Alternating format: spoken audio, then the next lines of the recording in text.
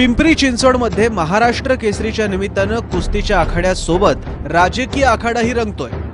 1 ते 4 डिसेंबर दरम्यान स्पर्धा पार पडतील। मागील निवडणुकीत माघार घ्यावे लागलेले राष्ट्रवादी नगरसेवक महेश लांडगेंनी पुन्हा सक्रिय होण्यासाठी जोरदार मोर्चेबांधणी सुरू केली। आमदार विलास लांडेंसोबत राष्ट्रवादीच्या स्थानिक नेत्यांनी स्पर्धेपासून दूर राहणं पसंत केलंय। मात्र पक्षाध्यक्ष शरद पवार आणि इतर प्रमुख नेते स्पर्धेला हजेरी लावणार आहेत, त्यामुळे राजकीय निरीक्षकांच्या भोवया उंचावल्या।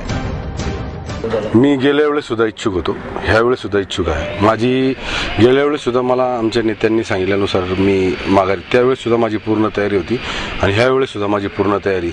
आणि ह्या वेळेस मला पक्ष नाराज करणार नाही असं वाटतं, कारण गेल्या वेळेस मी पक्षाच्या सगळ्या भूमिका मान्य केल्या आहेत आणि आज सुद्धा पक्षाचा मी एकनिष्ठ कार्यकर्ता म्हणूनच काम करतोय। महेश लांडगे विलास लांडेंचे एकेकाळचे कट्टर समर्थक, मात्र गेल्या 5 वर्षात दोघांमध्ये दुरावाही वाढला। आता लांडगेंनाही आमदारकीची स्वप्न पडू लागली आहे। परिणामी लांडेंच्या विरोधी गटाची छुपी ताकद लांडगेंच्या पाठीशी असल्याचं दिसतंय। राष्ट्रवादीच्या नेत्यांसमोर जोरदार शक्ती प्रदर्शन करण्याची तयारी लांडगे समर्थकांनी सुरू केली, मात्र लांडे याबाबत मौन बाळगून आहे। मान्य आमदार निधीतून झालेली विकास कामांची माहिती मागितली होती।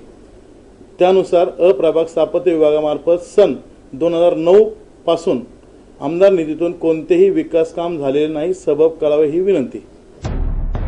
जागोजागी झळकणाऱ्या फलकांवर लक्ष 2014 असा सूचक इशारा दिसतोय। त्यामुळे महाराष्ट्र केसरीच्या निमित्तानं राजकीय आखाड्यात कोण कोणाला धूळ चारतो हे पाहणं महत्त्वाचं ठरेल। विवेक इनामदार, एबीपी माझा, पिंपरी चिंचवड।